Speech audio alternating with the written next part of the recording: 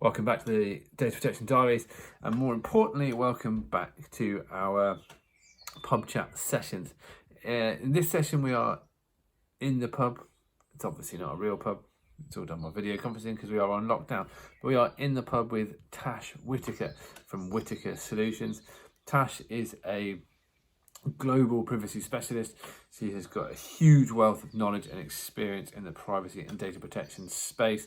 She is wonderfully outspoken, and if you don't follow her on LinkedIn, you really should go and have a look.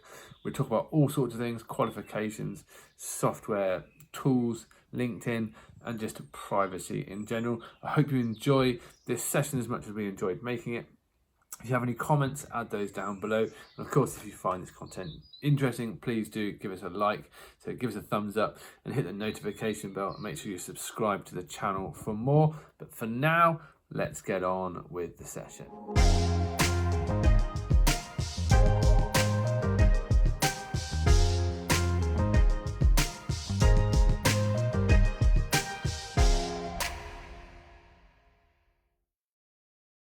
There we go. There we go. So you should have a little notice telling you that you are being recorded. And I'm giving consent, am I? I'm not ticking a box or anything. You're just assuming implied consent. It does. It just assumes. That's bad, isn't it? Just have to let you know. But it's one of those things, like, it doesn't work. It's a great chat, but if we can't tell anybody that we had a great chat. Yeah. It's a business decision we make, along with all the others. Exactly. I'm going to assume you're all right. So how's things? Let me get. There we are. Make sure I can hear you.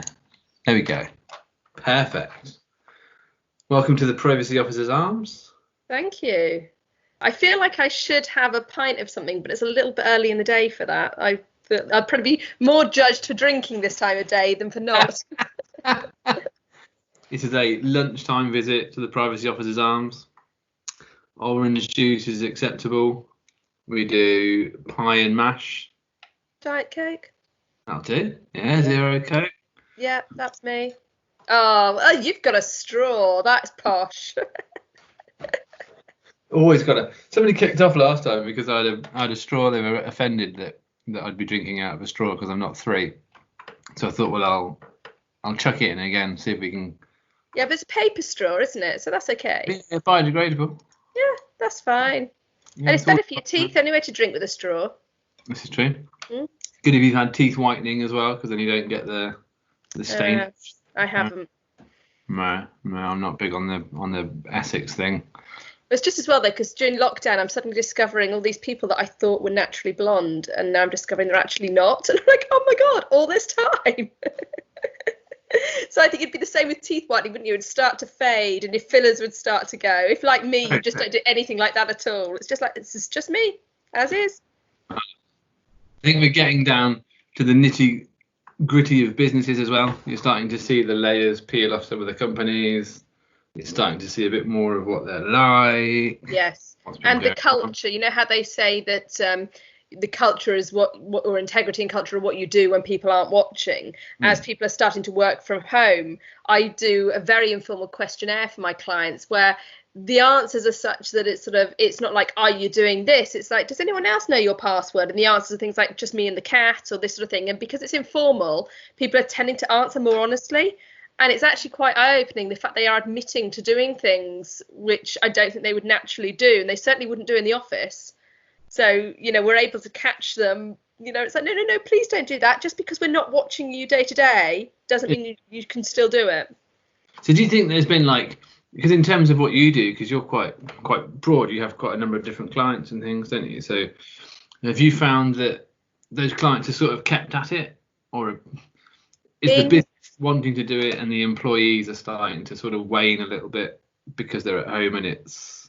Yeah, I don't think they're waning on purpose. I think they're waning because the environment's different and everything is a bit more relaxed. So as they are wearing jogging bottoms to work instead of normal clothes, they're also forgetting some of the stuff that they've been taught. So I'm definitely seeing that. I'm also seeing people who are very innovative coming up with new ideas. Let's do this, let's do that. And if I wasn't on their Slack, because I tend to be on the Slack channels for all my clients, keeping an eye on stuff, because that's the closest you can be to being with them all the time. And if it wasn't for the fact I'm on Slack, I wouldn't have caught some of these things.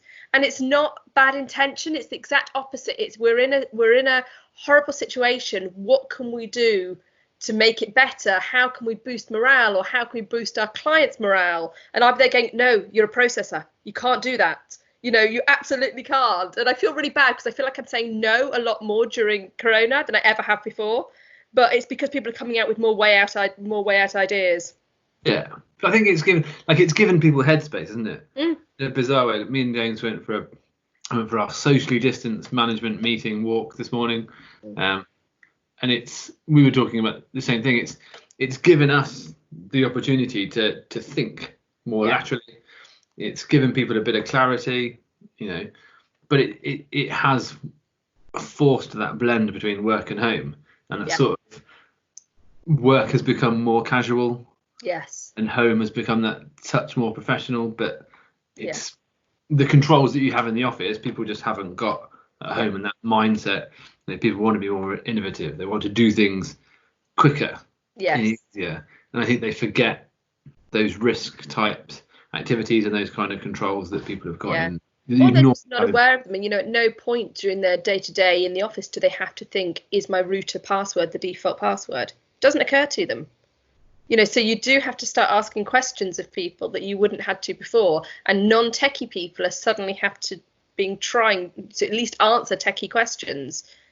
How many people actually know how to change their router password? Most don't. Yeah. And I certainly don't. I had to Google it and it was already done because I live with a techie, but I'm having to explain to people, okay, so you've said you don't know how to. I'm afraid the best I can say to you is go in, Google your router, Google how do I change the default password, because I can't tell you from here, unfortunately.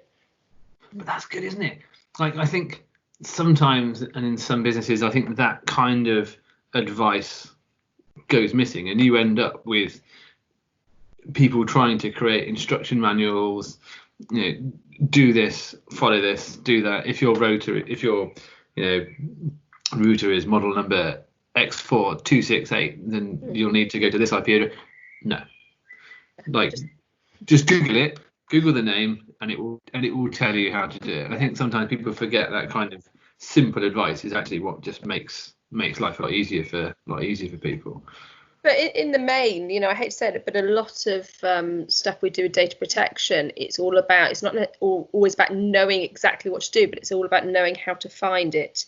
So I find quite often I'll be talking to a client and they'll ask me something and I'll say, the answer to that is yes. And I know there is backup for that, but I don't have it off the top of my head. I'll get back to you with it. And it's always that knowing how to go and find something, which I think is the answer to all of this, because you can't know everything. You can't know every single bit of the regulation. There's certain bits that I'm sure you and I can just trot out like that. I certainly, for me, it's sentences I remember. And I was like, yeah, there is a sentence in the working party that says this. I just need to go and find it. But it's that being able to find something that I think really differentiates people who are just spitting article numbers at people. Does that make sense? Yeah, 100%. I wherever I go, and even here in the Privacy Officer's arms, I have my post-ited version. And me. Exactly the same. Little tab, so I remember. Do you know what? It's Article 24. Yeah. Wait 1 minute. I don't know my article numbers. I know Article 6 and Article 9, and I just don't feel the need to have learned any other article numbers. It does no one any good at all knowing article numbers. Makes you look silly, that's all. It's always when you're trying to train people, or you're trying to do like general awareness in a business. Mm-hmm. We always used to do it. We'd talk about the principles, and we'd break down the principles and explain them. It's like nobody cares. The guy on the phone just wants to know what they can and can't do. Yeah. The average person in the office doesn't need to know the ins and outs of the principles and the law. They just want to know, what am I allowed to say? Yeah. And if I have an issue, who do I go and talk to? Yeah. That's my real bugbear when I get a lot of sales calls, as I'm sure you do as well, people trying to sell me privacy software, and the salespeople that try and sell it to me by article number. Oh my goodness, just go away. No. That's one of the things I wanted to talk to you about today, actually, was because in one of your previous clients, one of your roles was to look at a ton of different privacy software, doesn't it? And I think you're the only person that I know that's literally been through pretty much everything on the market. Now, obviously, none of what we do has any relation to any brands or organisations. So my only question is, do you think there's been a shift in the way those programs are being written, or do you still think they're being written by article number rather than being written from an operational perspective? I think a lot of them are still being done by article number, but they're the ones I'm seeing fall out of the market now. The ones which seem to be so highly regulation based are definitely the ones that are falling out. There's some, for example, which is very, very NHS centric. I don't really want to say the names. I'm probably going to end up saying the names of them, but there's like flows, for example. It's so NHS centric, and if I look at it purely from a GDPR perspective, I look at it and there's parts I'm like, but where's this? Where's that? Where's the other? But it works for the NHS. It works for their existing IG processes, and in the general sort of principle of things, the idea behind GDPR about data minimization, accuracy, confidentiality, it works. It's not perfect, but it works, and because it works, people adopt it and use it. The ones which are highly tuned to the article numbers, very, very, very difficult to use. So they tend not to be. I remember speaking to one product, which is quite a well-known product, and I was going through their record of processing. I said, but where in your record of processing do you ask for the lawful basis? They said, we don't. I said, what do you mean you don't? Article 30 nowhere mentions lawful basis. Right, I know it doesn't. And they're like, yeah, and this is your Article 30, this is your record of processing. I was like, but how can you possibly put a ROPA together without knowing the lawful basis for each bit of processing? And to them, it made perfect sense. I mean, we're not talking a small company here. This is a really, quite well-established one. To them, it made perfect sense that you didn't put the lawful basis in the record of processing. And to me, it made no sense at all. So I think there is, a shift. That company's actually been taken over by someone else now. So I don't know what they're doing now. And we are talking sort of six to 8 months ago. But I am seeing a real change. I'm also seeing, we can't do it without talking about OneTrust. I'm seeing OneTrust evolve very much from that regulation, this, and this, to something much more holistic, which is it's a difficult one because it's now getting so holistic that you're just going to go, oh my God, where do I even start with this? But on the other hand, it is now, they used to have things which just didn't quite make sense, didn't connect together properly because it was being done by articles. You need to do this, you need to do this, you need to do the other. Now they're looking at it as one whole picture. How can you prove compliance? What do you need? And how can you make your business work? So there's definitely a shift in that direction. Yeah. So we've always advocated as a business, and from my own experience, that tools are brilliant and they can work. And when they first came out, they were basically written because the regulation said do the following things. So it's like a checklist, and then somebody created some software. But people always seem to forget that if you didn't have those processes, if you didn't have those policies and those structures in place, then you could buy a tool, but it wouldn't do anything because you didn't actually know what it was that you wanted it to do. And I've seen OneTrust implemented in a couple of places, and I've seen a couple of people say that it's so complicated at times that it needs its own independent person to look after it, which is good if you're in a multinational, you're a big company. But then I've seen the smaller SMEs who just need something that works, and then there are options out there. But it's harder for those guys to break into the market when you're up against people with hundreds of millions of pounds and marketing budgets the size of. Yeah. And I think that's also starting to show itself that the larger companies, the ones with the money, the ones with the resource, are the ones and who need the name of OneTrust are the ones taking on OneTrust and doing fantastic. If you've got the resource to put into it, fantastic. The smaller ones I'm seeing, particularly I'm seeing DP Organizer, which seems to have woken up again. They went a little bit dormant. They seem to have reinvigorated and are back on track, I'd say. Keepable and then Bisonio. They're the three I see the most in the smaller market. And I can't honestly see them competing right now with OneTrust. They never would be able to. It's gone too far now, almost. Yeah. But they've now got their niche market, and they have potential to do really, really well there. Saying that, the two of the clients I have who I think have the best privacy program, because everybody's on a journey and some of mine are still at the very beginning. I'm certainly not going to say as a DPO, yeah, my companies are perfect, because we're really not. But we do know where we've got failings, but the ones with the best ones are the ones that use Excel. Yeah. It's unfortunately, we know exactly where to go to get anything. Updating it is quick and easy. I don't have to remember to learn the software for an hour before I go into it. So you've got to do what works for your business. Yeah, it's a basic. I think having that basic understanding is fundamental. A tool can help you be more efficient, but it can't do the stuff for you. If you don't have an understanding of your privacy framework, if you don't have it documented, if you don't have it written down, you can't automate something that doesn't already exist. Yeah. And I had a conversation with a client this morning, and we were talking about this because I said, we need to now write a policy for this, because they hadn't got one. They said, but we do it. I said, I know you do it, but the accountability principle says we need to document it and everything else. It is a little bit like those of us. I was one of the first years of GCSEs, show my age now. And when I did GCSE maths, it was the first time ever you got 10 points for an answer, but only 5 of those were if you got the answer right. The other 5 were for your workings out. And it drove me mad. I was like, well, if I know the answer, why do I then have to backtrack and show you how I got there just to get the points? And at the time, it made no sense to me. The teacher kept saying, you have to do it, because if you get that final answer wrong, if you can show that you were right in the way you were trying to approach it, you will get half the marks. And to me, that's exactly how GDPR is working right now. You can be living it and breathing it, but if you haven't documented it and something goes wrong, you are smacked to the ground. At least if you've documented it and you had all the right intentions, you made the decisions and why you made them, the ICO, should they ever actually do anything, are going to, look at that and say, do you know what? You were halfway there, so your fine is only going to be half of what it should have been. That's obviously what they do is up to them.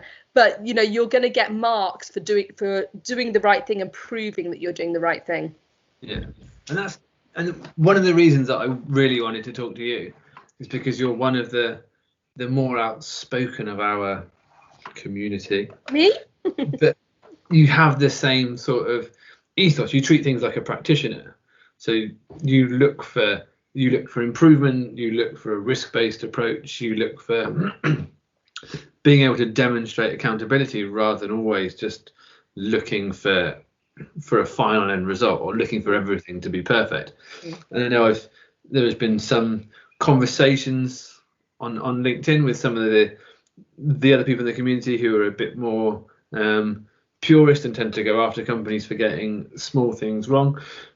Do you think that I have my own views on what that means and what that does?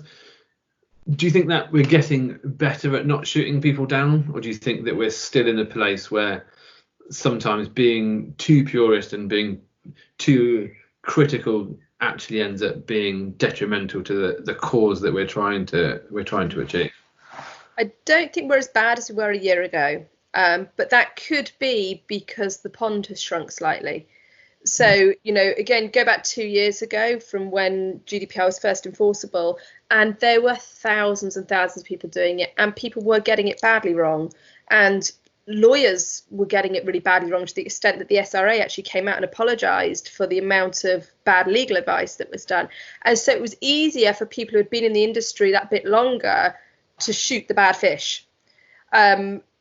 Then as those people sort of died away and went back to marketing or whatever their previous roles had been and this sort of thing, you were left with almost a two-tiered approach. You were left with the absolute purists who will never change, I don't think. I think that is just the way they are. And then you're left with the ones who have worked in industry. I've done 25 years of working with data. So I know that you can't always do everything you want to do.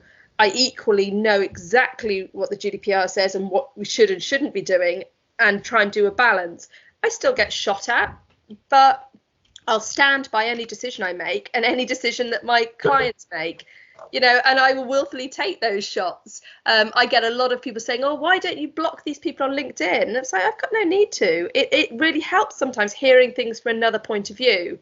But on the other hand, I do think some of them need to get off their high horse, because we've got people like Max Schrems and people like Johnny Ryan, who, to a certain extent, they are absolute purists, but they also have some form of humbleness about them. My dog's about to go mad because someone just knocked on the front door. They have some level of humbleness about them. When you hear them speak at the conferences, and they will speak at conferences, they're not so above this that they won't speak, or so anti a particular company that they think it's wrong to speak at their conferences. They see it the same way I do. You need to spread the word about what we're doing. You need to get people doing the right thing. And the only way you can do that is at conferences, and you listen to them and you can appreciate where they're coming from. We haven't all got the drive they've got or the money behind it. We haven't been doing it as long as they have, but it takes all sorts. And I do think we're a bit better than we were a year ago. I think there are less people. I can probably count, 4 or 5 people now doing that. Whereas a year ago, it would have been 20 or 30. You were worried about putting stuff on LinkedIn for who would shoot at you. Now I know exactly who's going to shoot at me, and that's fine. Yeah, you expect it. Yeah. It's just like, it always surprises me because everybody did the GDPR birthday thing yesterday, so everybody was posting. Sorry, I didn't. You weren't even there, missed the party, and it's funny. Like, you look at different people's approaches and the way different people look at it. But the thing that it made me realise is that you forget that it's literally been 2 years, and for us it's been 10 years in the making. It's been, there was 2 years before that. We'd all read the regulation before it was even finalised. We all sat and watched it be negotiated, so we knew what was coming. But for the general public, for SMEs, it's literally been 2 years. For the majority of businesses, nobody knew what data protection was, nobody knew what was going on, and then all of a sudden the media shoved something in their face and made everybody stand up and take notice. But don't you think though that the ICO saying, oh, it's a evolution not a revolution, was actually quite wrong? Because in theory everyone was already doing it right, but in reality they weren't. No. So it was more of a revolution for all these companies, and that's why everyone has found it so hard. We weren't doing things the way we should have been, and I think most people would acknowledge that. Therefore, it was a big step to take. So, do you find that in the 25 years that you've been doing this,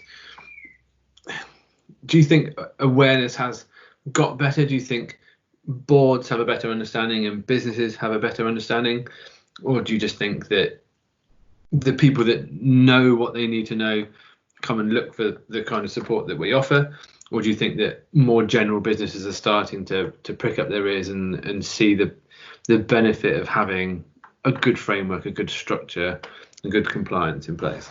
Yeah, so when we talk about the 25 years, not all that 25 was in data protection, although it was in data. It wasn't always in data protection, but data protection was very embedded in what we would have called governance in those days. Yeah. So even then, we had a hard time getting people to realise that governance had to be in place and data protection had to be in place.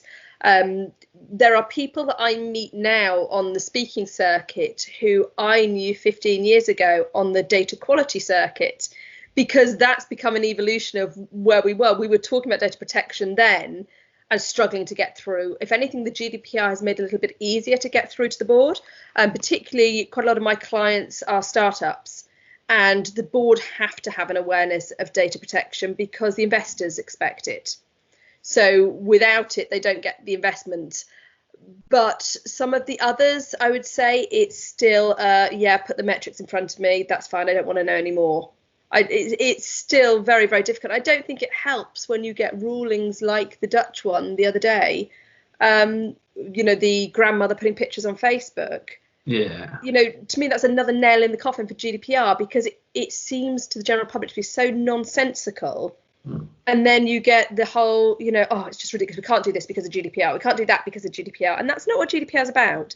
GDPR is about enabling the safe and secure flow of data across borders, basically. And protecting the rights of the individual, obviously. But it's about enablement. but doing it right. And then things like that come along, and you just think that's just set me back at least 5 steps. If I wasn't already set back enough through Corona, that has really done it for us.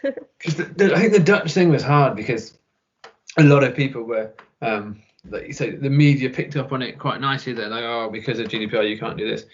And then I read a couple of other people's comments on it, and when you got into it, it was a very specific issue in Dutch law. So it wasn't just the GDPR, but obviously the media takes the front thing that makes it the easiest thing to sell. And I think it's still the easiest thing for a business to do, to get them out of having to do any hard work. You go, oh, we can't do that because of data protection. Yes. Yeah, it used to be health and safety or safeguarding, and now it's GDPR. It's GDPR. And it's everything. It's everywhere. I'm a governor at a school, and we hear it, and I'm obviously the GDPR governor, and I know, honestly, it's fine. Stop it. Don't do that. My hairdresser. You have a hairdresser? I know, not in a minute. Asking me if she could keep my name on the system for my next appointment. I was like, well, how are you going to know? Yeah. I'm just going to turn up and you're going to say, oh, I can't have my hair. Yeah. People just get scared. And I think like data and data strategy and quality and information security has started to get that sort of kudos, and people understand it and everything else. And I think data protection is still behind that curve. So, and we talk a lot about with Barry Moult and Bev McGowan and some of the guys that do training about like apprenticeships and how do you make it more of a profession, and how do you sort of see that going? Do you think, is there something that we need to do to start bringing people in and actually bringing them on a journey rather than just having people come in from other industries, which is fine, but actually get people into a profession? Do you think we can do that? Do you see it ever happening in our lifetime? I think with the apprenticeships, it will happen. I know there's 2 groups of people that I'm aware of that are helping to set up the apprenticeships in data protection. I think the other thing is there needs to be an awareness of who can do apprenticeships. We still think of apprenticeships as 16-year-old school leavers. I've just signed up for an apprenticeship starting next month in cybersecurity, because it's going to give me the ability to learn things from the bottom up. Because at the moment, probably what I know is what I always consider the danger zone. I know enough to be dangerous, and I also know I don't know enough. So if I start from the bottom up, I'm going to learn it all, and I can use it in my everyday work, and I will learn as I go along. So for me, it's a fantastic opportunity. And I had never considered that. I've got my postgrad in data protection law and information governance, but they didn't touch on cybersecurity, not once. And yet data protection and data privacy together, they have to include that cybersecurity. So I do think that if we can get the word out that apprenticeships are for everyone, and the money is out there from the government levies to use, and it doesn't need to cost a fortune to do it, I think that would be really good, particularly for people sort of at midlife career level. Yeah. And you're right. I think I've probably joined to do the same apprenticeship that you're doing, and the cybersecurity one. I think I started in September. But yeah, you look at it, you think, oh, I'm not a 16-year-old school leaver. I'm not allowed to do that. I've done this for 11 years. I've dipped my toe in. I understand 27001. I understand pen testing at a high level. I understand networks and infrastructure, but I don't understand it enough. Like you say, I can have enough of a conversation, and then we have people on our team that take care of the rest of it. Exactly. I also don't know enough that I could end up doing something wrong or giving people the wrong information. So it's that sort of continual learning is hugely important. So you're probably one of the most qualified, I suppose, outside of the sort of lawyer side of the community, people that we do. So you did the PGC, you did the Maastricht DPO, DPO certificate. I think have you done the IAPP as well? Yeah, CIPPE and CIPM. I haven't done the T or the US yet. Yeah. Yet. Yeah. Give me time. Coming. I like learning. Do you find that gives you, because I did the BCS, and back when the data protection one, so before the GDPR one, and I felt that gave me the technical understanding that I needed to be able to do that sort of practical implementation. Then the rest of it was experience. What's your sort of weighting? Would you say qualification over experience or experience over qualification? What's done you the best? CIPPE and CIPM taught me nothing, dare I say. I already knew, and if anything, taking the exam, it was just this is, any company looking for a DPO these days requires it. Yeah. So I got it. The CIPM, I read the book the night before.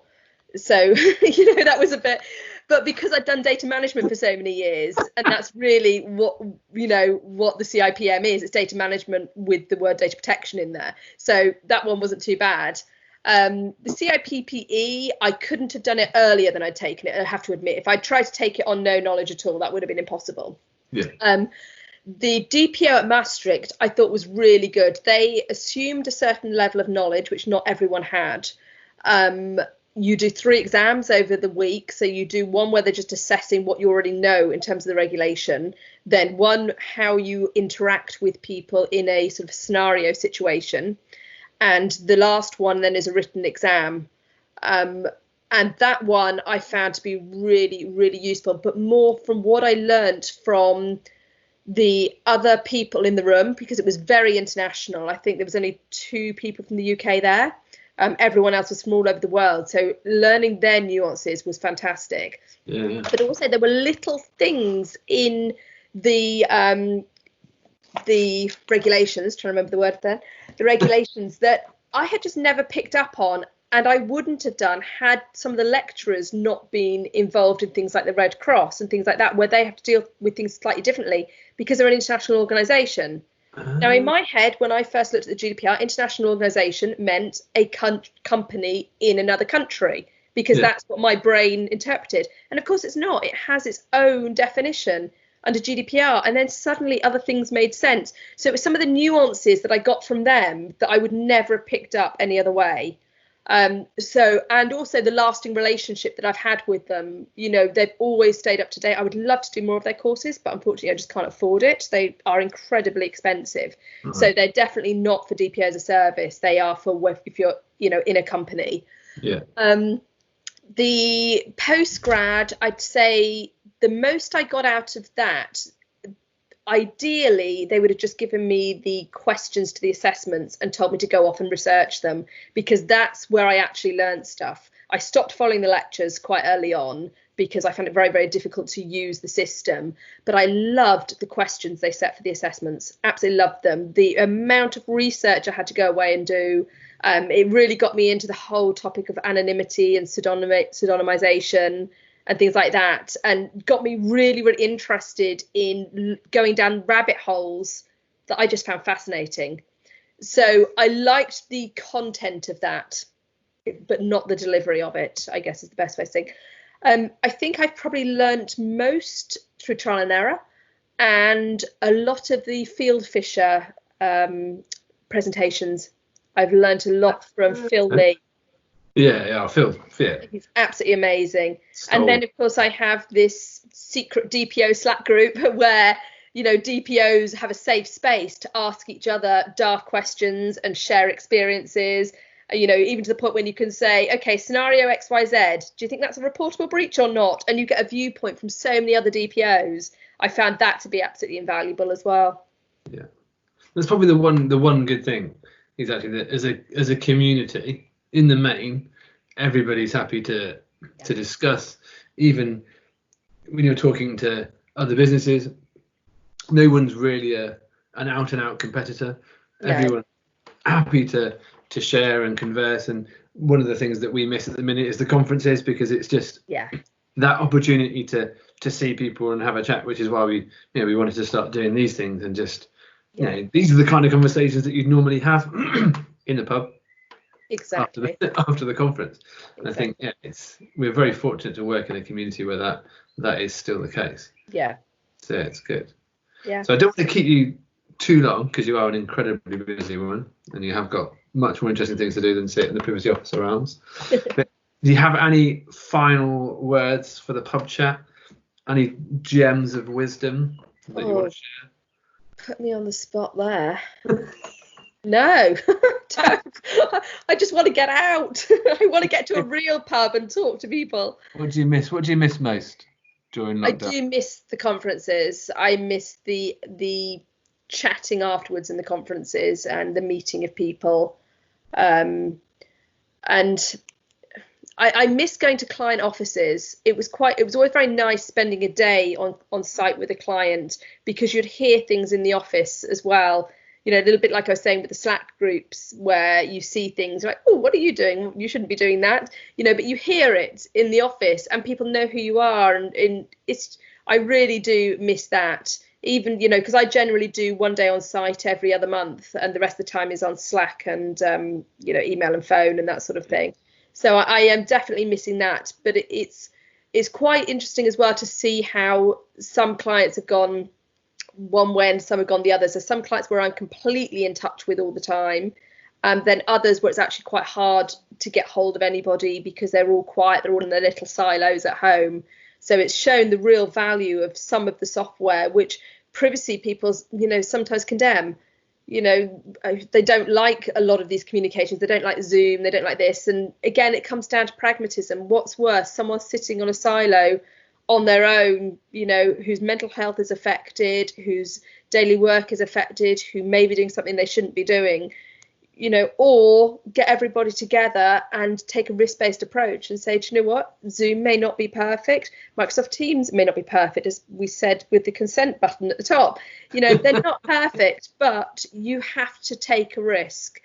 Whole life is about risk. We all speed in cars. Hardly anyone keeps to the speed limit on the motorway, but we nearly all do it on the small roads where we know there might be children crossing. So our whole life is spent taking a risk-based approach, and that's what we have to keep doing when it comes to data protection. I like it. Makes good sense. Yep. And I agree with the Zoom stuff as well. Nothing's perfect. Be wary of what you're talking about. Yeah. Be cognizant of the tools that you're using. Yeah. You know, don't talk about really private things. You know, have a private phone call. Yeah. But in the main, this is, you pick your battles. Yeah. Although I have to say, it does worry me that I am more inclined to download the Google or the Apple COVID app than the NHS one. I find that very worrying. I'm going to have to do a lot of homework before I make a decision on that. Yeah, I just don't think it's going to. I just don't think enough people are going to download it to make it work. It's just not going to get it. Yeah. Which is a shame. But yeah, you know, we can all go shopping on the 15th, so it doesn't matter. Right. I just need the gym to open, and that'll be me. That'll be nice. Yeah. Yeah, working out in the living room is fun for a week. You can't swim in the living room. Depends how big your living room is. True. Awesome. Well, Tash Whitaker, thank you very much. Thanks. Lovely having a drink. Cheers, Richard. Cheers. I'll put all your details down below so you can catch Tash's profile on her website down below. I don't have a website. Don't have a, she doesn't have one. Too dodgy. Just LinkedIn. Just hit her on LinkedIn. Awesome. I'll see you soon, Tash. Thanks, Em. Bye. Right. See you soon.